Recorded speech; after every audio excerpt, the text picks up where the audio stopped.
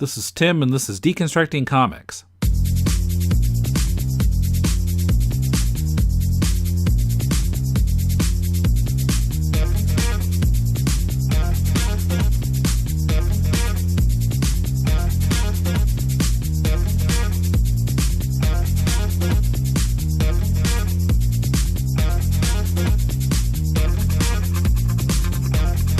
Welcome to Deconstructing Comics. This is Tim in Tokyo.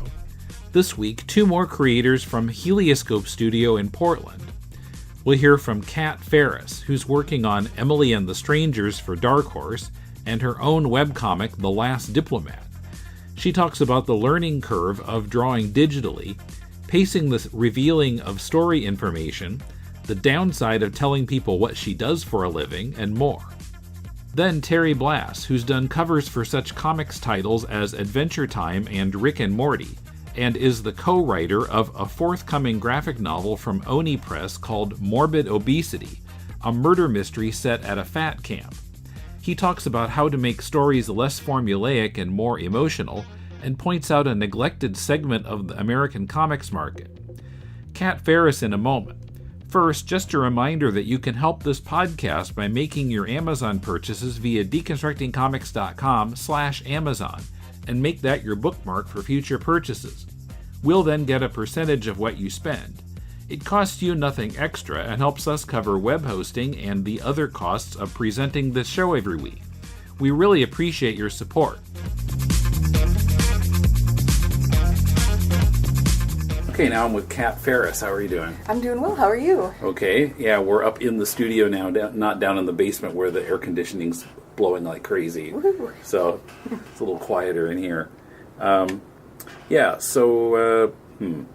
was reading some of your comic, The Last Diplomat. Oh, yeah. How would you describe that to someone who hasn't seen it? Well, my favorite line for The Last Diplomat is, it's kind of like Lord of the Rings meets Digimon. So if you're familiar with either of those things, sometimes people are like, what? And it's like, oh, you don't know what Digimon is, do you? But it's basically a fun fantasy monster adventure where the human-ish character has a monster companion, so that's kind of where the Digimon comes in. And then they go on all sorts of crazy adventures and hijinks, and currently are locked in a very sad void. But it gets better, I promise. Well, it's interesting you chose Digimon rather than Pokemon. I know, of course, living in Japan, I'm familiar with both of them, although maybe Digimon not quite as much, because that's pretty much disappeared by now. But why Digimon? Well, actually, my friend Cal McDonald suggested it to me when I was having trouble coming up with an elevator pitch for Last Diplomat. So I had a long rambling thing that wasn't doing me any good at shows, and she's like, tell me about it. And I did. She's like, it's like Lord of the Rings meets Digimon. And I was like, yes! But yeah, Digimon versus Pokemon, like, I don't know, I think Pokemon's more of like monster battles, and Digimon was more of just like monster companions, if my memory serves. Okay. I wasn't hugely into either, so I don't know, but that was my impression from when Kel summed me up on the whole Digimon thing. Well, from sort of seeing the anime 15 years ago, I think, it seemed to be more kind of about the kids. There was a kind of a larger group of kids than you usually see in Pokemon. Yeah. And they were doing some of their kind of adventures with their Digimon, not so much fighting, maybe. Okay. Yeah, what is the title indicating? I wasn't sure who the Last Diplomat was. Oh, well, it's Sama. Okay. And she didn't even want to be a diplomat, which is also kind of the other, like, crux of the story, is that it was supposed to be her brother. And that didn't work out, and so she was made a reluctant diplomat, and as it turns out, all the diplomats in the world are getting killed off one by one in order to orchestrate something. I don't want to spoil things for anyone who wants to read it, but basically, Sama is the last one of the diplomats left. Okay. Yeah, because looking at it, like, diplomacy is not what's coming to mind. Yeah, she doesn't have a chance to do her job properly at the moment because the whole world is kind of going down the toilet very quickly. So it's kind of like oh my gosh, I didn't even want to do this, I wasn't prepared, and now, like, my job is made more complicated by the fact that I'm the last one, and there's not a way for me to use it that she's been able to discover yet. So. Okay. Are you hand lettering that? No. Because the reason I ask is I kept noticing in Samma's name there are two M's, but they don't look the same. Huh. Well, I got my font. I think it's based on someone's hand lettering. I bought it from Comic Craft during one of their New Year's sales, and I can't remember what it's called anymore. But yeah, I think it was based off of someone's hand lettering, so that might explain why. But yeah, maybe it sort of changes up letters if they're double letters or something, so they don't look identical. Yeah, I think that would probably be a good guess. I'd never noticed. I just like the font a lot, but maybe that's part of why. Yeah, well, I kept noticing, I think what it tends to do is the second M will be narrower than the first one. Huh. And I kept thinking at first, is that an N? No, those are two M's. Okay. Oh, no, man, I'm going to have to go back and look at that now that you've mentioned it. I never even noticed. I see. Okay. Now, are you drawing digitally or on paper? Yeah, Last Diplomat is 100% digital. More for speed than just a distaste for drawing in the real world. Like, I love still drawing on paper with pencil and ink, but digital is so much faster, and since my webcomic is the thing that I do for free on top of all my other paid work, it has to go quickly so it doesn't take too much time out of my schedule. So I can usually digitally turn a page around in like 6 hours if it's an emergency, all the way from thumbs to final lettering and posting. So what are you using? What are your tools for digital drawing? I have a Wacom Cintiq Companion 2, and I use Manga Studio. But then I usually color check things in Photoshop because Manga Studio only does RGB color. And since I would like to eventually put together a printed collection of The Last Diplomat, I try and just like prep my pages for CMYK as if they were going to go to print, even though they're just going up on my website. So. I see. I read like 20, 30, 40 pages at the beginning, and I noticed that it was from, you'd done that 3 years ago. So, yeah, it's interesting to see how like an artist will develop over time. Like if you look at early Peanuts versus Peanuts, 5-10 years later, it's quite different. The main thing I noticed I compared to like the most recent stuff, the main thing I noticed was that it seemed like the line was much crisper now. What did you change? Oh, I think it's just the fact that, what are we up to now? Like page 120 something, 130 something? Like, I think it's just the effect of like 100 and however many pages of Last Diplomat under my belt, plus like I also have done 120 pages of Emily and the Strangers for Dark Horse, and like through part of that I've been working on my book for Oni, so I've just done hundreds and hundreds of pages of comics drawing in between when I first started the webcomic and had nothing but just wanted to have a way to show people I am working on comics, I can be a storyteller, here is something that I do and I put out on a regular schedule. And then I ended up getting work over the course of working on Last Diplomat, and I think it's just, yeah, it's really hard to do something over and over again and like stay bad at it, or at least like not change or improve or develop in some way.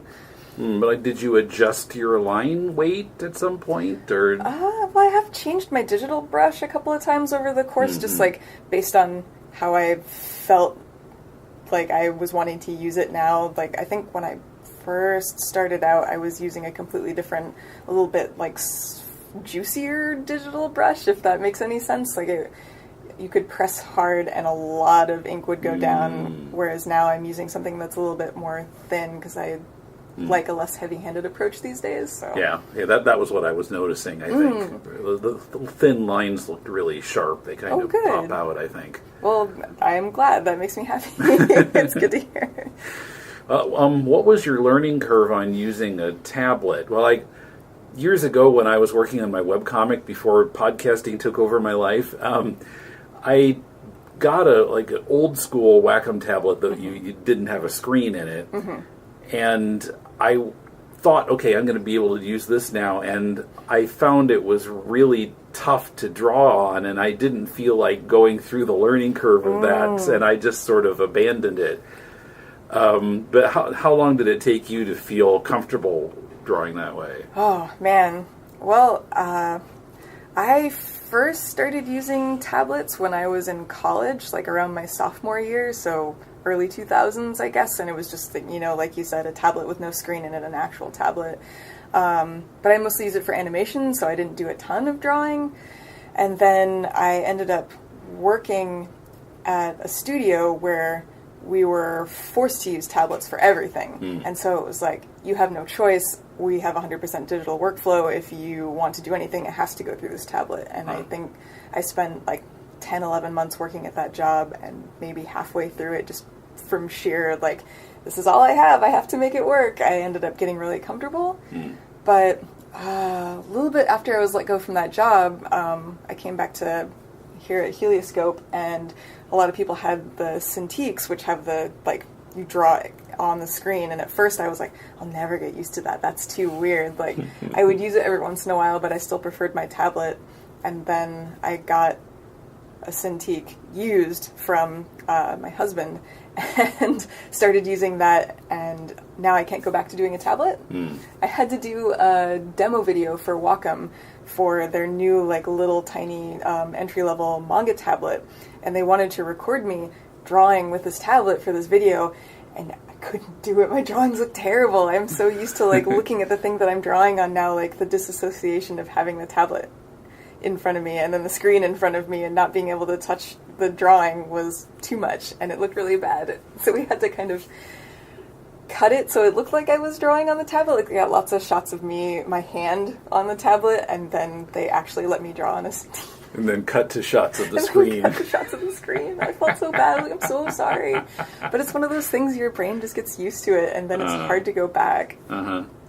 Yeah, I found, well, I guess my problems were, the disconnect between the screen and the tablet, and then just the feel of it. I felt like I was sliding all over the place. Oh, yeah. A lot of those plastic nibs can kind of give you that feel. A lot of people like to swap out for either a more rubbery nib or a felt tip nib. For a while when I was using my old Cintiq, I would use a felt tip nib, but apparently those damaged the new screen, so now I'm using kind of like a rubbery feeling one, because I hate the feeling like you're skating all over the top of your tablet or your screen. It's really like, I don't want to draw with ice, I want to draw with actual stuff. But yeah, I noticed at the beginning of the story, we're kind of dropped into the middle of things, and you have to kind of gradually fill in the background. And on our podcast, we've talked about that kind of thing a lot, where because we sometimes, well, for our kind of side project critiquing comics, listeners will send us their comic and we'll critique them.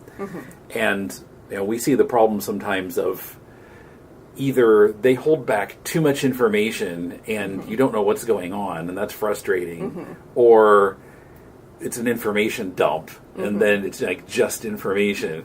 So, like, how do you go about, like, managing the revealing backstory at a nice pace? Oh man, well, Last Diplomat's kind of a fly-by-night operation for me. Like, it's the first thing that I've ever really written, like, that was comics. I've written some, like, prose things, but not in any real capacity. And it's been kind of a challenge, because I know there was a lot of stuff, and initially when I was thinking about starting it, I was like, oh, well, we'll start with the backstory.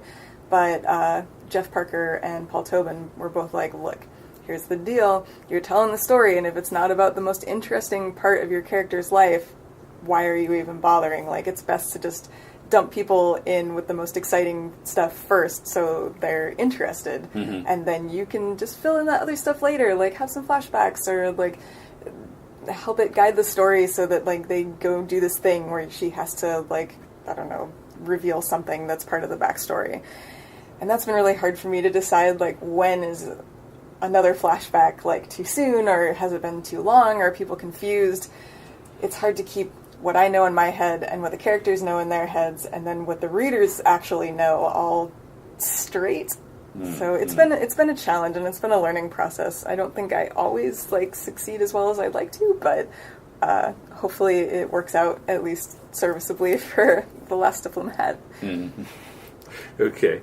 Now, you mentioned Emily and the Strangers. What's that about? Oh, well, if you're familiar with goth icon Emily the Strange, if you've been into a hot topic, Dark Horse has the license for all of the Emily the Strange comics, and at some point, I I'm not entirely sure how it came to be, but my assumption is Rob, the guy who created Emily, probably wanted to give Emily more of a story arc rather than just like nice illustrations, and they came up with this thing called Emily and the Strangers, where Emily, our hero, ends up entering a radio contest and winning a haunted guitar. But part of winning this contest and getting the guitar comes with getting friends, which Emily has never had. And they form up to create a band.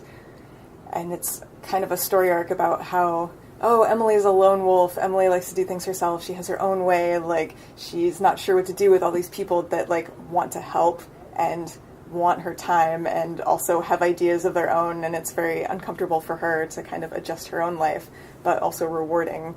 And then also there's a stray cat mystery, and there's like a rock and roll mystery. It's like kind of a lot of things, but it's like aimed at probably middle readers, I would think, like kids between the ages of like 8 and 12. Okay. It's like got characters of different races, it's got boys, it's got girls, everyone's like pretty equal, and there's lots of weird science and other cool like Emily stuff that Emily fans from the past will enjoy, as well as like things that, you know, will bring in readers that aren't maybe so familiar with Emily and her world yet, but... Okay, yeah, we did a podcast episode about her years and years ago now. I think it was like 2009 or something. Oh, man. Yeah, because I think I had bought a couple issues from Dark Horse of her solo title. Did you grow up in Portland? Are you from this area? Yeah. I'm one of the rare people that was born here and is still here, even though I moved around a bunch in between, but I always end up back here. I see. And how long have you been in Helioscope? Gosh, it's been...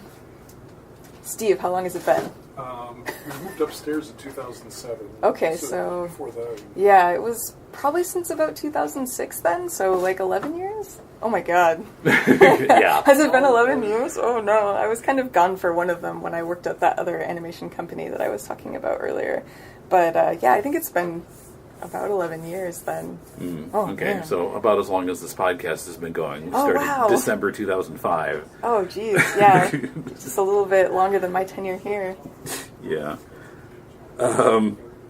Okay, and so what benefits do you find from being a member of a studio like this? Oh man, what aren't the benefits at this point? Especially for me, like I studied animation in college and thought that I was going to get an animation job. And when that didn't happen, I was here and I could draw, but I didn't know what to do with myself. And being surrounded by comic book artists that knew how to break into comics, they're like, look, you can draw, you can make comics, I promise. Like, why don't you give it a try and we'll see what we can do for you. So it was just being in an environment with really supportive people, like especially Steve. Steve is kind of like everybody's uncle, and that he is very invested in the future of comics and like what he's going to leave behind and who's going to take over the industry like after all these other guys retire. So yeah, just having an environment where people are invested in making sure that the young kids who are just starting out know all the basics and know how to read contracts and have access to basic equipment that we usually couldn't afford. I mean, I don't know if you've seen our computer room over there where we have 3 public Cintiqs and like scanners, really nice big flatbed ones that'll fit an 11 by 17 page, a good watercolor scanner, which I've been using the heck out of for my Oni book recently. Just access to advice, experience, and like material sharing for expensive things that would be really hard to come by on your own. I see. And it seems like a lot of what I've been hearing so far is helping each other figure out how to promote yourself and promote your work. What have you been doing to promote your stuff? Oh, I'm really bad at promoting myself. I get told that all the time. I constantly forget to like talk about my Patreon, which I have, and I post sometimes on Twitter and Facebook, but Facebook is like my private for my family thing, so if I post about stuff there, it's only like, you know, for my mom and my dad and my brother and stuff. But I don't know, I always get so embarrassed trying to promote myself. I have these things and I forget to talk about them. But I do, like I said, I have a Patreon, I have a Gumroad, I have a Society 6, I have an Etsy store. that's probably been my most successful. Like, people like to come by and buy, like, prints and stuff from my Etsy. So that's been good. I wish I was better at Patreon, though. Yeah, it's difficult to find time to do all that stuff when you're living life and making your comic. Oh, it's so stressful. It's like I have so many jobs to do, and then also Patreon often requires you to do more work because, you know, you want to give people something, so it's like, oh, well, technically I offer wallpapers, and at $10, like, I'll write you a postcard with a free sketch on it, and I do a process blog, and the process blog has been the easiest thing to keep up with, because I'm doing the work anyway. It's really easy to just grab JPEGs and be like, man, this is what I'm working on right now, and here's how it came together. But the wallpaper tier has been not working out, because I don't have any extra time to create extra art, and that's been a big hardship.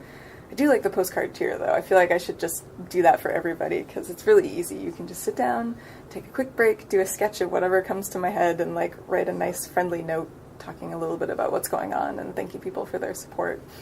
That's been good. I like the postcard tier. I see. Now, you mentioned you got some equipment from your husband. Is he also an artist? Yeah, he's just out in the other room. I know I'm gesturing to a place that people can't see because this is a podcast, but sitting behind us in the next room is my husband, Ron Chan, of mostly Twitter fan art fame, and also the wildly successful Plants vs. Zombies Plants vs. Zombies comics from Dark Horse. Okay. So he does those with Paul Tobin and Matthew Rainwater. I see. Okay. Well, did you meet him through the studio, or you knew him before? No, we went to college together at the Savannah College of Art and Design. Okay. But we didn't really meet each other until the studio. We managed to successfully end up at the same place, because he's also from here originally. And when he was done with school, he moved back, and since he actually was planning on doing comics, fell in with Helioscope a little bit earlier than I did. And then when I ended up coming in, like, we ended up meeting each other, so... Okay, so you kind of knew each other, but not really until... I knew him as, oh, look, it's that guy that everyone complains about because he's so good. I guess he's from Portland, too, because we'd see each other at the airport and be like, well, I don't even know this guy. I don't want to bother him. I'll just, like, let him listen to his music and get on the plane and go home and not have to deal with some weird girl. But apparently he was thinking the same thing about me, so... I see. So you write and you draw. So when do you write a full script before you start drawing, or do you kind of write your story as you draw? How do you do that? Oh, my dark secret of hating to write and not being very good at it, which is part of what Last Diplomat is for, to practice. But I write Last Diplomat kind of as, like, I have an outline of basic things that I want to hit, like story beats, and I know how it's going to end, and I obviously know how it began, but, like, the details in the middle are kind of fuzzy depending on how I want things to go. I like the flexibility of having it be a webcomic where I don't have an editor, although sometimes I wish I had an editor because it might help rein me in a little bit. But if I feel like something's just dragging on too long or being too boring, or I'm like, man, they're just talking, I wish there was a monster battle, I can just be like, oh, wait, I can make a monster battle happen, I'm the writer, this is cool. But when I write a typical page, I have an idea of what I want to happen on the page, but no script and no, like, strong direction, maybe other than, like, a one-sentence description of, like, oh, Sama and Tark go into a cave and there's something else in the cave with them. So I will sit down and thumbnail it first, thinking of the dialogue in my head while I'm thumbnailing it, trying to be like, oh, what do I want them to say? How do I want this to go? And then I'll thumbnail it, and I'll finish all the art, and then I'll go through and do final script. Be like, okay, did I leave myself enough room to say all the things that I wanted? If I didn't, which happens sometimes, I'll revise the script or try and find new ways to say things to keep it a little bit more concise. And, final script doesn't happen until the very end, which I feel is maybe not as traditional, but I feel like especially when I was starting out, if I tried to think of a final script first, I never got any drawing done, because I was like, I don't know, is this a good script? Is it not? Like, I mean, I'm just working from it, but whatever, and it's just easier for me to start with the drawing and then go to the words after that. I see. Well, and since the nature of a webcomic is you're putting out a page at a time, and I would think it would be kind of tough to make a complete script first when you haven't published any pages. Yeah. So I think, that's what I was doing when I was doing my still unfinished webcomic. I had an outline, and then I kind of script as I went. Script a page, draw it, script a page, draw it. Okay, so when you do a page, do you compose the whole page, or do you kind of focus on individual panel composition? How do you approach the page? I like to make sure everything works as a whole. Like, I'll usually just do a really rough initial layout of just the panels with nothing in them to make sure that the panels are the right size for the action that I want to go in, and that like everything fits on the page without going crazy. I'll just look at the panel composition first to make sure that it flows and whatever, and then I'll start putting drawings into it. Okay. When you meet someone new and they ask, what do you do for a living? How do you answer them? Oh, man, it is heavily dependent on the situation. Because sometimes you don't want to say, because you just know that the next thing out of the person's mouth is going to be, oh, would you design the logo for my business? Oh, I have this great idea for a children's book. Oh, I have the best idea for a comic strip for the newspaper. Or sometimes people are like, oh, comics, so like Finding Nemo? No, poor grandfather. Do you draw manga? Oh, that too. My poor grandpa was like, oh, like Snow White. No, I'm sorry. Difference between animation and comics. Yeah, I was like, well, I feel bad because I also went to school for animation, so people probably got it, in my family at least, got it in their head that I was going to do one thing. And then when I transitioned, they were like, now what do we do? But yeah, I tried. I thought you were going to get hired by Pixar. I know, right? Well, I maybe thought so too, but I'm not ruling it out for the future. But yeah, it's heavily situationally dependent. Usually I'll just say, oh, I'm an artist, or my cop-out is, oh, I'm an illustrator, because it sounds just boring enough that people are like, oh, okay, cool, that must be fun. But if I say, oh, I'm a comic book artist, then people usually go crazy. It's like, oh, I don't know what the difference is between comic book artist and, like, illustrator that makes people want to interact more, because technically they're very similar. But I think well, they are, but, you know, comics, it brings to mind all of these specific comics that people know, and characters and stories, and where illustration, they probably just think drawing pictures, and they don't really think about what the content is. Yeah, which is helpful sometimes, because that also helps me avoid the, oh, will you do my logo, oh, will you do this thing. But if I tell people I'm a comic book artist, the number one thing I get is, oh, like, what have you worked on? Is it anything I would have heard of? It's like, well, I don't know, what do you like? Like, there's so much out there. They're expecting me to be like, oh yeah, I totally did like 5-issue run of Spider-Man, or like, yeah, I was doing Superman for like last August. Cool. I created Hello Kitty. Yeah, stuff like that. It's like, no, well, unless you're really into webcomics or indie comics, you're probably not going to know, and I always feel awkward, like I'm disappointing them, even though it's not my job to work on things that people have heard of. Yeah. When you get kind of tired of drawing or whatever, how do you recharge your creative batteries? Well, I really like to play video games, so I tend to do a lot of that, and I also like to bake things, so I've been known to just be like, oh, I'm done drawing comics, I don't want to touch a pencil, I don't want to touch a piece of paper, I'm just going to go make a pie. And then usually Helioscope benefits directly from that, because I'm like, well, I only wanted a slice, so I guess the studio is going to help me finish this. Well, it's interesting. Cooking seems to be a common answer to this question. Oh, yeah, because Carl loves to cook, man. Like, when I first joined the studio, Carl was like an inspiration in culinary adventures, because he's always doing something new, and it's always so delicious. Have you been doing a lot of conventions? This year, yeah, I have done more conventions than I usually do. My usual schedule is Emerald City, Rose City, and I'll do VanCaf up in Vancouver, BC. But this year I did Emerald City, VanCaf, what else did I do? I did the American Library Association show, which has a small artist alley. Mostly did that because my Oni book got announced like the week before, and so I was going to kind of promote that. But also, library shows are really fun, and librarians are great people. And then I did San Diego, kind of, in that I went and walked around the floor with my badge but didn't set up a table. Yeah. I'm going to do the Boise Library Con coming up at the end of August, which is run by the Boise, Idaho Library. They always put on a nice little show. And then, of course, Rose City this year, and I guess I'll probably finish out my year. But yeah, usually since I only do 3 shows, it's like, well, I did technically like 5 or 6 shows this year. It's very stressful and disorienting. I've run out of merchandise so much faster. Like, oh no, I have to get things like reprinted almost every month. It's been crazy to keep track of. Yeah.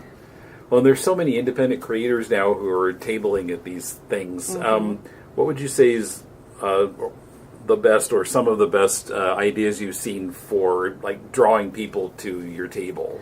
Oh, well, I like to have a like particular aesthetic on my table, which is like very cute and friendly and inviting, because I feel like that's what I'm good at, and it brings people over because they'll see I have like a big flower, bright colored tablecloth, and then I usually hang my stuff on little strings with clothespins, which is also pretty cute and friendly, and a lot of people don't do that, so it's something new, and people come by just to look at the display and be like, oh my god, that's so cute, like, I love how you hung everything, and it looks so sweet, and then they'll see the art, and they'll be like, oh, that's cool too, I like that a lot. I just like to, have a warm, friendly, sort of inviting environment. I know, like, there's a lot more of that now, but when I first started tabling, I feel like a lot of comic stuff was not necessarily like, hey, ladies, hey, children, like, why don't you come over and be interested in this other thing that's not strictly superheroes? I used to get a lot of women that came by my table and said, I love this, I just came here with my boyfriend because they wanted to go, I didn't think I'd find anything that I would like. And I was like, oh man, thank you, I'm glad. I thought it'd be all superheroes. Yeah, but now, like, Artist Alley is so full of, like, everything that there's something for everyone, for sure. Yeah, I noticed that. I went to Mocha last year, and I saw that. It seemed like just like half the 20-somethings in the city were tabling. Yep. Like all different kinds of comics. Oh yeah, no, it's grown a lot. Artist Alley is like the place to be, in my opinion. I mean, it always was, but like, I think it's now also the place to be for a new generation of people that are finding folks their own age who are into the things that they're into, and like, they may see someone's cool Doctor Who print and then look down at their table and be like, oh, look, here's like the printed version of their webcomic. Like, clearly they like the things that I like, so I'll probably like what they're writing or drawing. Let me pick that up and find out. Yeah, well, I think a lot of the people who react when you say that you do comics maybe don't realize how comics has become so much more than Marvel and DC at this point. I mean, do you think your generation... or the people here at Helioscope kind of even... I mean, do you identify at all with somebody like Jack Kirby or Steve Ditko or some of the icons of mainstream comics? Do you feel you're a part of that continuum, or is it something completely separate? Well, I mean, Jack Kirby was all about creating his own stuff. Like, I feel in that way a lot of us are really similar, like, especially the indie comic crowd. Like, we're out here trying to push our own new things that aren't, like, Spider-Man or Batman or whatever. Like, we're trying to invent new stuff and have new properties. I don't know that our styles are particularly similar, but I don't think that matters. I think, like, Kirby would be pleased to look out on this swath of youth, like, working hard, perfecting their craft in their own way. But yeah, it definitely feels like there's a bunch of different communities within comics now, and when you say comics, like, you kind of have to be specific. Oh, do you mean webcomics? Do you mean, like, stuff from Oni? Do you mean, like, Image? And even Image has, like, it's hard to say, well, what is an Image comic? Because they do so many varied things. Like, there's just, it's way more than just, Spider-Man and Batman now. It's a lot. I know I keep saying Spider-Man and Batman. Even within that, like, the mainstream stuff, there's so much more. But, like, I definitely feel like people are, if they can't get work at the big two, they're like, no problem, I'll just do my own stuff. And there's plenty of other, like, little publishers that are willing to pick up, or you can do a Kickstarter for your own stuff and just avoid the publisher altogether. Like, there's a lot of open doors these days. Yeah, so many more alternatives to the big two. What's the best advice you've heard for new creators? Oh, let's see. Anything that Steve Lieber says. But for sure, like, I think the best advice I've heard is to draw no matter what. Like, I see a lot of people that lament, oh, I can't break into comics, I can't get a job, but they're not actually drawing anything. They're just waiting for someone to pay them to draw things, which is nice. It's nice to get paid to draw things, but if you want to get the job, it's best to just do stuff for yourself first, just to show that you can do it, because when someone comes asking, oh, do you want to draw this book, they're going to want to see that you know how to draw a comic book in the first place. If you're waiting for someone to pay you for it, it may never happen. I also feel like the single best piece of advice I ever got when I was starting out was from Colleen Coover, who said, done is beautiful.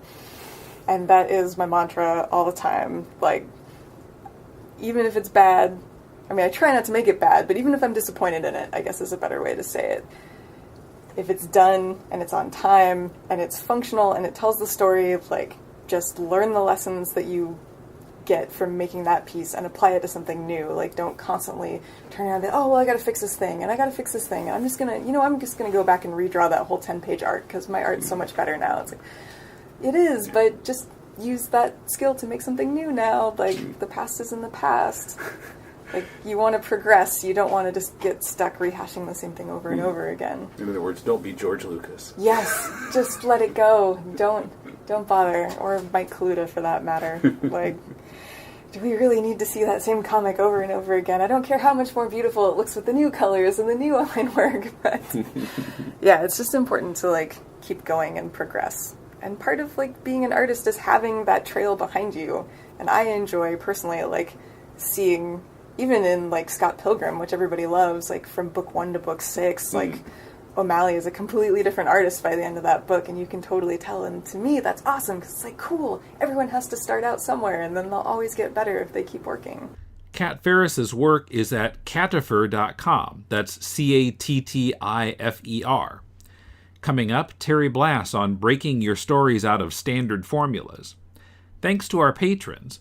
Last week I released vintage episode number 114 from February 11th, 2008, featuring Mulele and me talking about the state of his comics career at the time, the Spider-Man One More Day event, the Hollywood writers' strike, and other very dated topics.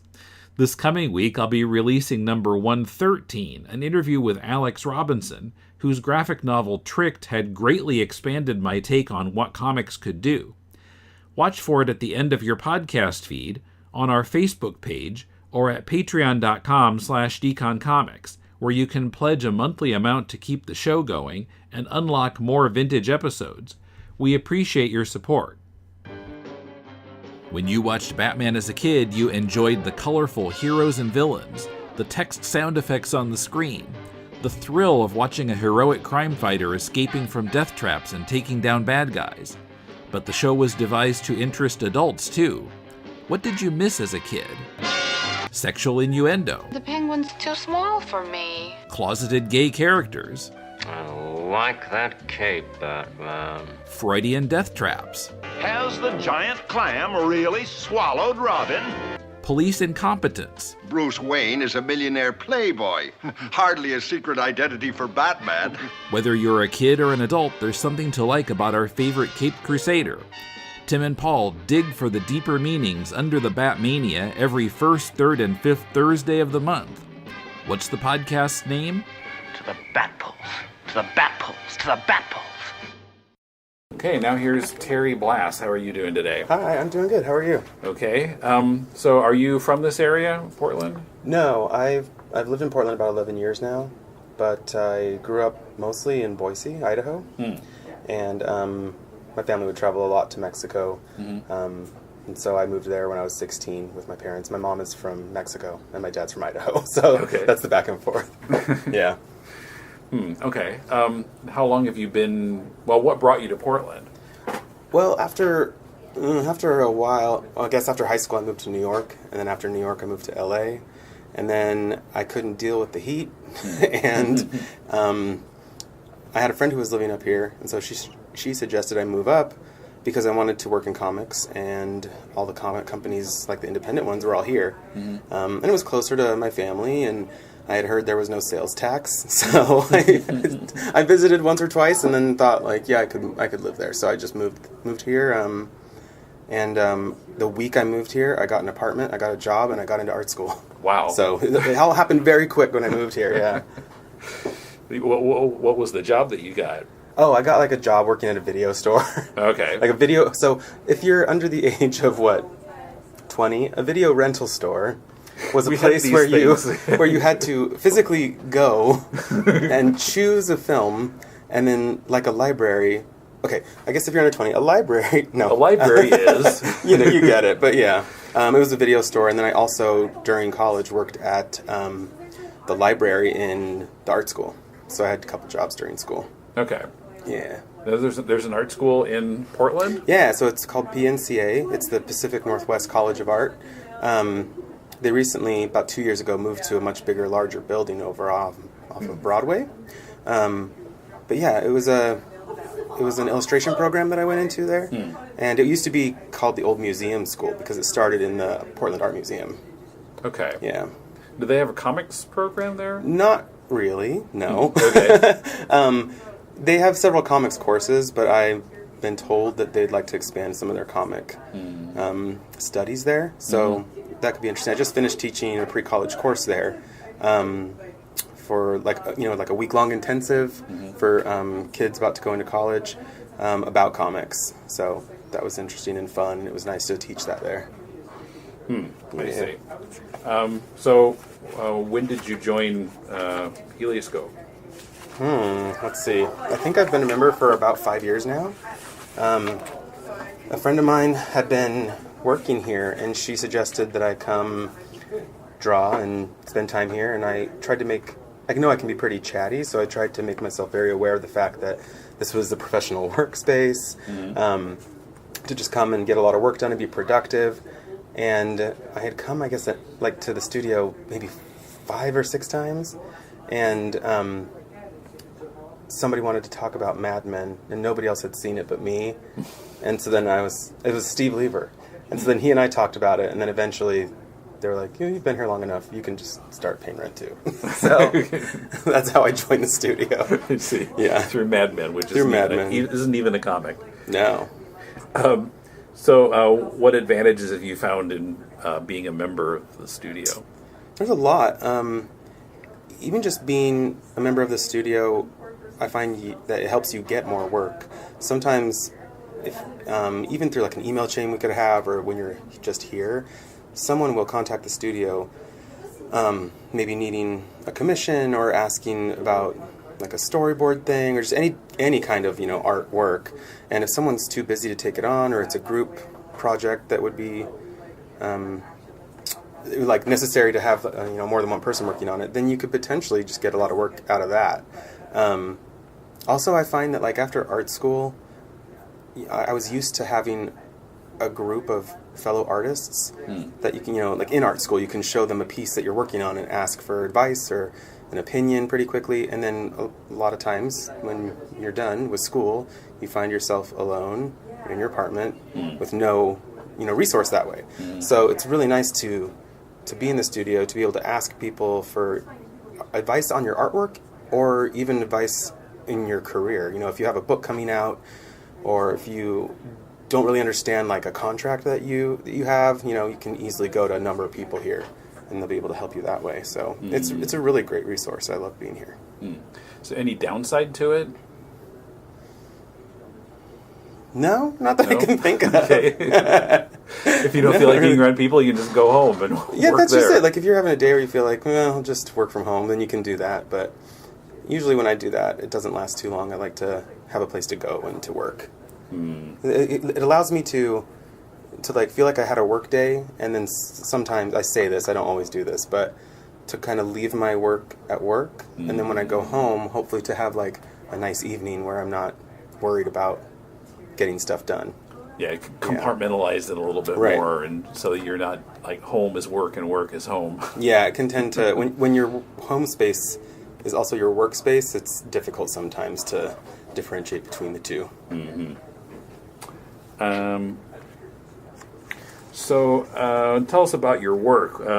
I did read some of Briar Hollow, your webcomic. That was a comic I started a long time ago, right after school, just to sort of teach myself a bit more about how to make comics. I don't find it to be especially great, but it did help me in terms of training for making a deadline for myself. You know, I was working full-time at a retail job, and I told myself that I wasn't going to be in debt for the rest of my life with a degree that I wasn't using. So I told myself I would do 1 page a week and post it online. And that doesn't sound like a lot, but when you're working full-time and you have to write the page and thumbnail it and pencil it and then ink it, and if you do it traditionally, then you have to scan it, clean it up, color it. You know, I didn't color that comic, but I did everything else. I did everything. Yeah, I did everything else. Like, I lettered it, I posted it online. You know, it takes a lot of time. But I wanted to prove that I could do it for a few years, that I could make a deadline for myself, because that I felt would tell potential editors or people that would hire me for comic work that I can obviously meet a deadline. And it taught me a lot of stuff just about basic comic making. After that, I did a couple mini comics. I did one called You Say Latino, which was a comic that explained the difference between the terms Latino and Hispanic. And that went slightly viral on the internet. A lot of people saying that, thank you, and this is great, and a lot of people saying you don't know what you're talking about, you're a fake Mexican. But that was a good lesson too, and like, you know, I did 100 and some pages of Briar Hollow, this story that I had written, and I did, you know, I got like mild response, because it was also my first thing, but I did 6 pages about, I'm a gay Mexican, and then it blows up on the internet. So it was really strange to kind of get that reaction. I did another autobio comic after that. But most of the comic work that I do now is all in production. I have a graphic novel coming out with Oni Press next year.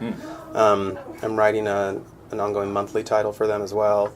I've done a lot of comic covers, especially for Boom Studios and for Oni. But it's interesting, my career has transitioned a bit more now into writing comics as opposed to drawing them. And I personally think that I'm a stronger writer than I am illustrator. And I've been dedicating myself to learning more about storytelling and the anatomy of story, because I feel like I can still draw. I can draw well enough, but if I can write a comic script fairly quickly if I plan it out well, and then I have, you know, an artist working on a book that I've also contributed to, while at the same time I'm drawing a book. So just for me, I feel like I have more like irons in the fire, and so more stuff happening, and that feels really nice. But yeah, that's most of my work. Well, so what's the series you're working on for Oni that you said? The ongoing monthly title hasn't been announced yet, so I'm not supposed to talk about it. It's the first issue's not out yet. No, that won't be out for a little while. I'm currently writing the 3rd issue of that. But the graphic novel that comes out with Oni early next year is a murder mystery at a summer fat camp. Yeah, and I co-wrote that with my friend Molly Muldoon, and a friend of mine from art school, Matthew Seeley, is the artist on that book. And it's just about done, so I'm really excited to see it come together. Okay, and that's fiction? Okay. Yeah, because I was talking with Dylan about how like a lot of the big graphic novels tend to be memoirs. Yeah, that's become very popular now, yeah.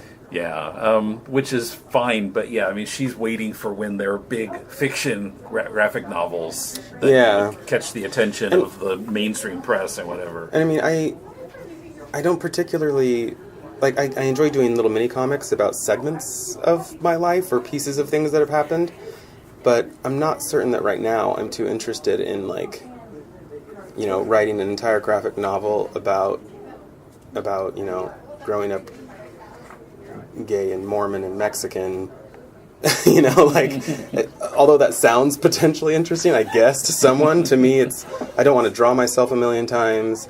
I also, there's a lot of sensitive subjects there that, you know, part of the reason I did Briar Hollow was because I was really inspired by my friend Natalie Norrigat, who had done Between Gears. Yeah, which, I know her. Yeah. She She used to be in Yeah. the studio, didn't Yep, she? she used to be a member of Helioscope here. And she's the friend that got me to come in and draw here. Okay. But she really inspired me with how much she had done and had this autobio thing that she had created. But at the time, I also wasn't out to my religious family. So I didn't want them to find out about all that stuff like on the internet. You know what I mean? So that was partially why I created Briar Hollow. So the idea of doing like a huge autobio thing, I don't know, seems kind of sensitive to me, especially when I felt like I've put in a lot of work to maintain nice relationships with people that you may not agree with. I don't feel like I want to destroy that too much with a comic, I guess. I don't know. Yeah, well, and when you do a memoir, then you have to include other real people in it. I think that's the part that I... sensitive. Yeah, if I can just do little things, little stories about myself, maybe. But I don't want to include other people in that.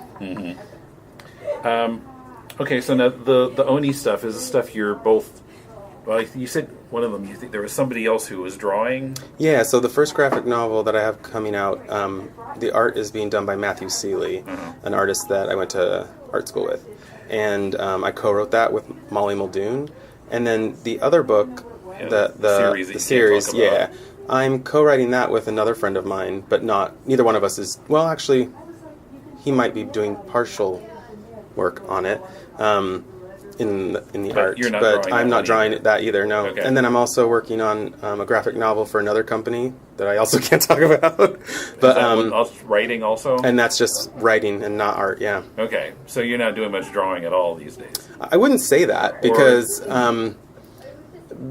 I do quite a bit. Like right now I have 2 commissions. I'm also doing character model sheets for an animation that I got commissioned to do, which is really fun. And I'm doing a lot of artwork for different conventions that I do. I've started making standees of little characters, which at the last convention I did sold better than a lot of my prints. And I've always enjoyed making those since I was a kid. And so I thought I could combine, the two, like something that I really love doing, and sell those at conventions. So I still do quite a bit of drawing, but the bulk of my comic work now is largely writing, yeah. Okay. All right, well, so when you're writing a story, how do you approach that? I mean, of course, there are formulas for writing, and which are used like in every Pixar movie. I watched the Hawaiian one?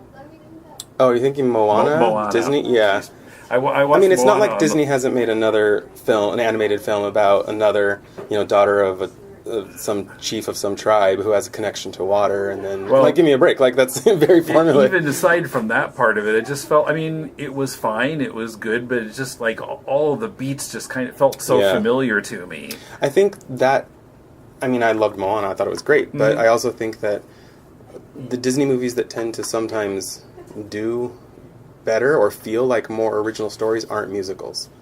And that is largely because a musical is very formulaic in terms of, you typically you have the female lead at least before half an hour to the movie sits down and sings a song about exactly what she wants. And then you put some obstacles in her way, not just Disney. And then she gets it. So it's musicals in general. And so a lot of the Disney cartoons that do that, I think, like Wreck-It Ralph's not a musical. I thought it was great. Zootopia was pretty fun. That wasn't a musical. Okay. But and Frozen may have been super popular, but even as, that feels more like a pattern, story pattern that's utilized quite a bit. Yeah, and they're almost to the goal, and then it seems like they're not going to get it, and then you have that moment of the other character seems to be abandoning her, and then he comes back out of nowhere, and they succeed, and there's some kind of a callback to some phrase from earlier in the show. They seem to have this strong template. I've been reading quite a few books on storytelling and on writing, and then taking lots of notes and trying to apply those to certain aspects of the comics that I'm writing. And it's interesting reading about why some of those formulas work, how you can sort of change them up, and why stories don't work in general. I feel like, for me, the basic template is that stories are a character with a goal and challenges that get put in their way. And on a grand scale, you might even say that, like, a story that has, a hero and a villain can do that pretty well. But when your villain is something like time or self-confidence, stories can do that as well in sort of smaller terms. But I find that the one that I'm writing right now has been interesting because I've given the hero and the villain the same goal. Okay. But made them fight for it in different moralistic ways. And so that's been interesting to me. And trying to make stories seem a bit more emotional. I definitely am making my characters in this one suffer. But I think that, anytime I get stuck, anytime that I don't know what to do, I always go back to the character, and I ask more questions about this character. Early on, when I'm developing characters, I try to answer a lot of those questions immediately. But anytime there's a story problem, if you go back to who the character is, even basic questions about, like, how much money do they have, where did they grow up, what was their childhood like, those things affect how people act and react. And so that's helped me a lot. It's difficult because I can't talk too much about this, but it involves a character whose childhood maybe made them feel very disconnected from the world. So certain things aren't important to them, whereas this other character has done sort of the same thing they did, but it's made them feel the opposite way. So I don't know if that makes sense. Okay. Well, what would you say are some common mistakes that new writers make? I think the biggest one is, and I see this quite a bit, is their first story or their first comic they want to make, or the first thing they're writing, is this, like, magnum opus thing they've written, which is also like, well, the elves speak 17 different languages, and these characters are green because of the, and that world building stuff is important, but not if it's not in service of the story you're telling. So I also find that none of those ever get finished, and like unless you're J.K. Rowling, the first thing you write isn't going to be your big, hit. And I wouldn't want to write the best, most successful thing of my career until I feel like I'm much better at what I do. And so I think that, to me, is a big common mistake. They try to create this interesting world when you can create the most interesting world in existence, but if there's not a character that you connect with or someone you're interested in seeing interact with this world, then there's not much point to it. Okay.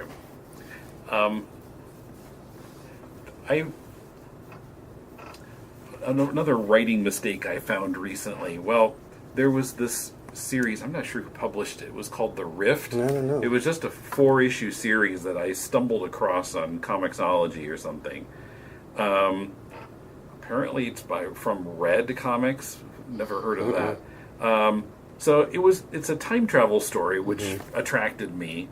And the first couple of issues were really interesting, but then issues 3 and 4 were bananas. He just started throwing in so many other story elements that it became like out of control. It felt like somebody tried to cram 12 issues into 4.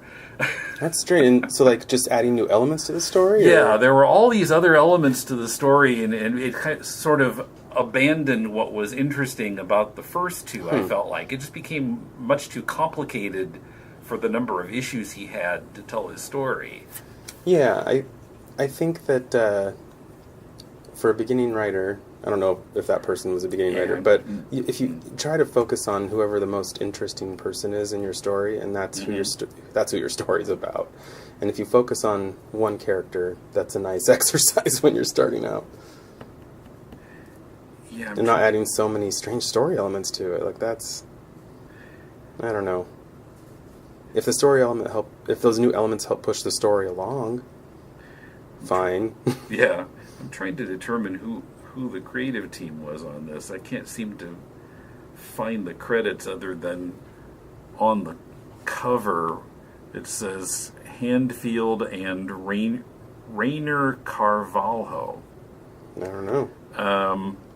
But yeah, I mean, it started out there was this World War II pilot who went through a rift in time and ended up in our present. And, Okay.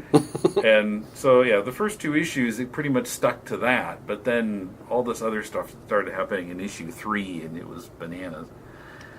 So have you done a lot of conventions? Yeah, I've been doing them for, I guess, about 5 years now. After you do them for a while, you accumulate certain display things and certain pieces of artwork that you can sell if they don't, at the next convention if they don't sell. But I've done quite a few, and the more I do them, I feel like I learn something new at every one. But I'm also trying to do a few other conventions and I guess events that aren't necessarily comic related, because I find that also brings new readership to you and exposes your work to different people. So it's been interesting and fun as well. Yeah. What are some good ideas you've seen that people using to attract people to their tables? I guess there's a couple things, I guess. I find, unless you have a lot of commissions and your head's down and you're drawing the whole time and making money that way, that just standing up most of the time and talking to people helps bring attention and helps draw people to your table. I have so many little postcards and little prints and things that are left over that I put a box on my table now that just says everything in this box is $2. Because then people want to dig and see if they find something, which means they're staying at your table longer. That's fun. I also try to put as many price signs up as I can so that people can quickly see how much something is, and also make them feel like they're getting a deal. So like I'll say, you buy 5 of these, you get one free. Saying how much they save, like you save $1.50, seems to work well too. Like people like that. Also offering something exclusive that you can't get by just purchasing it seems to work. One of my standees I offered as an exclusive if you spent more than $30 or something, and then people will buy, if they're going to buy some like 20, but they really want that exclusive thing, then they'll spend another 10 to get it. And so those are some things that I think have been pretty useful for me. You are standing all day then, so like I cut like a yoga mat in half and I stand on that because most convention floors are cement. So then that way it helps your feet not feel terrible. But yeah, lots of little tricks and things that you learn along the way. Okay. I carry all my stuff in a rolling suitcase. Yeah. So where do you think the comics industry is headed now? I mean, it's evolved a lot over the past few decades, especially with the internet enabling a lot of people to do their own thing. Yeah, I think it's already headed this way, but comic artists that are starting out or that are young and put their stuff online, it's very easy to have like a Tumblr now. It's very easy to have your own webcomic if you dedicate yourself to making it. So easy in terms of, putting it out there. And a lot of those people I have seen get their webcomic published, and that leads to them having other jobs. I don't know. I don't know if comics will go completely paperless. I enjoy, I don't know why, but I like holding a comic or a book. I like the way a book smells. Sure. And I like having that collection. I mean, it might make my apartment look more cluttered, but I like having a bookshelf with lots of books I can touch and look at. But I don't know, the comics industry, I guess I can't really say where it's going. I think that it's attempting to include more diversity, more representation. I wouldn't say that it's always amazing, but I think that it's heading in that direction. Part of the reason that I think my new project was picked up was because, actually, 2 of my projects was because I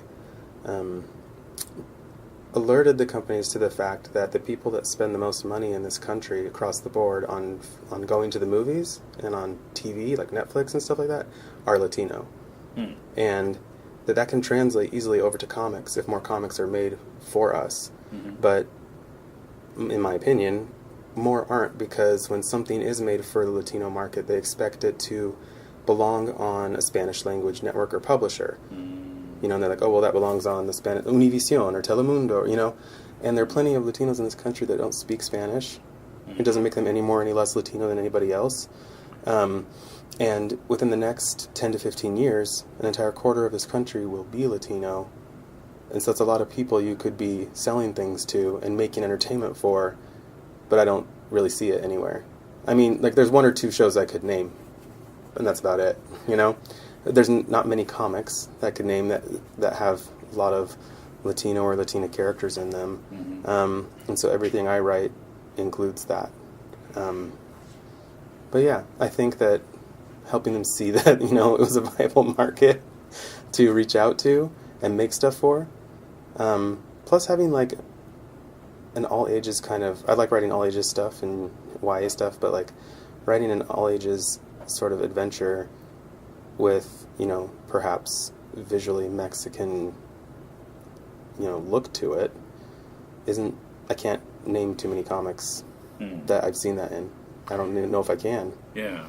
Well, so it automatically makes it different, you know? Interesting point, too, that Latino isn't necessarily Spanish-speaking anymore at this stage, because a lot of these people have been They've grown up in this generations. country. Yeah. And, yeah, I mean, just like, you know, I have German background, but my German isn't very good. I took some in high school, but... That's just it, is that... I know when I lived in California, I knew plenty of Latinos, plenty of Mexicans that didn't speak any Spanish. You know, their parents did, and that's fine. But that doesn't mean that they still culturally don't relate. You know, a lot of children of immigrants feel like, you know, during your day you go to school, you live in America, and then when you come home to a foreign land, or vice versa. You know, so yeah, I think that I'm trying to incorporate some of that, you know, characters that reflect a bit more of what I think should be seen. And it's interesting to me that that Latinos are the largest minority group in the country, and yet they have some of the least representation in the country as well. So anything I can do to bring more visibility to that, I'll do. Especially because I know plenty of, or I've seen plenty of writers who everything they write is sort of about somebody like them, and that's fine. But I think that, you know, I had someone ask me, like, well, is everything that you write gonna, you know, be centered around a Latina? I was like, yeah, why not? And they didn't know what to say, you know, because, like, if everything I wrote was about a straight white person, I think they would focus on the story and not necessarily why everything I wrote had that kind of character in it. So, why not? Well, yeah, I mean, I think there's, because of what's come before, a lot of people feel like straight white guys are sort of the default, and if it's something else, then it kind of draws attention to itself, or at least in so like I think it was Aziz Ansari when he won an Emmy for Master of None for his TV show. I don't know if it was him, or I think it was somebody that also worked on the show with him, but in their Emmy acceptance speech they thanked straight white dudes because they said for like mastering the game for so long, because that's made stories about anyone who's not that automatically different and interesting, which I found to sort of be kind of true, you know. But yeah, I don't know. Well, and I think too, I mean, there's more than one approach. I mean, you can do a story where there's, for example, a gay character where it's about them being gay, and then you could do one where it just that's kind part of happens of who they to be a part are. of them. Right. and it's just kind of mentioned in passing, and it's not focused on. Not too involved in the story. Yeah, that's that aspect. Sure. Maybe some people can't distinguish between those two, but I think it's the latter is probably more interesting in a way. Yeah, and I went to a conference this past year in San Francisco. It was Queers in Comics, and it was purely panels, and it wasn't like a convention. It was just like a more educational kind of conference for writers and for artists, and it was great. And when some of the writers and editors were asked, like, what do you want to see? What do you think the next step is in comics, especially comics about LGBT characters? They said comics that focus on story and not on the fact that these characters are they just are that gay, Muslim, right. Whatever. Exactly. And like I don't read too many comics today that are from the big two companies. I read a lot of independent comics, but it makes me think that like something like Miss Marvel, like the new Miss Marvel, is done so well because it's about this girl who is a superhero, and the fact that she's Muslim is part of the story, and it adds to the story, but it's not the entire thing. Yeah. So, yeah.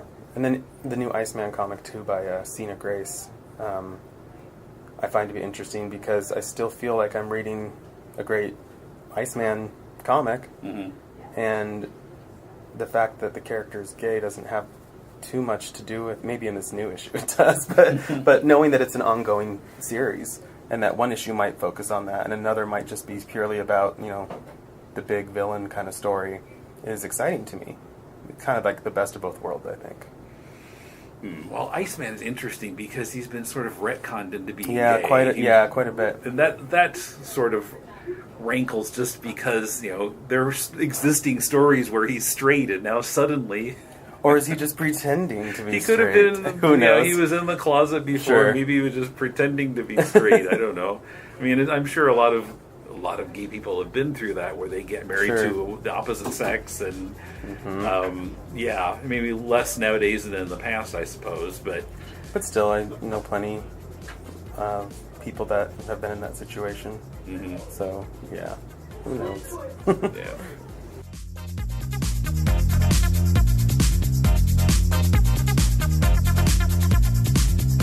Check out Terry's work at terryblas.com. Tell us what you think. Write us at mail@deconstructingcomics.com, Twitter @deconcomics. Like our Facebook page or join our Facebook discussion group. Find all the links on the right sidebar at deconstructingcomics.com. We're also on YouTube, on the Comics Podcast Network at comicspodcasts.com, and on comiccon.com, where our new episodes appear a few days before they show up anywhere else. Also, please give us a review on Apple Podcasts, Stitcher, Google Play, iHeartRadio, or wherever you find podcasts. We really need more listeners to give us reviews and help us stand out from the many comics podcasts that are out there. Our theme is from bensound.com. Last Thursday on To the Bat Polls, we discussed Adam West's final performance as Batman with William Shatner as Two-Face in the new animated movie Batman vs. Two-Face. Look up To the Bat Polls wherever you find your podcasts or at tothebatpolls.libsyn.com. Due to Mulele's comics creation deadlines, there's no critiquing comics this week, but instead we'll have another Thursday Deconstructing Comics special, in which Emmett Okuna talks with Mark Hobby, creator of the Job Dunn Fat Assassin series. Then next Monday, more from Helioscope, with manager Steve Lieber on the history of the studio and the advantages of membership. Intern Maria France, another young artist inspired by Calvin and Hobbes. And artist Ben Dewey, with a deep dive into his process on the story he's working on for Dark Horse's Beasts of Burden series, managing your comics creation time, and what was good about Rob Liefeld's work. Till then, this is Tim, and thanks for listening to Deconstructing Comics.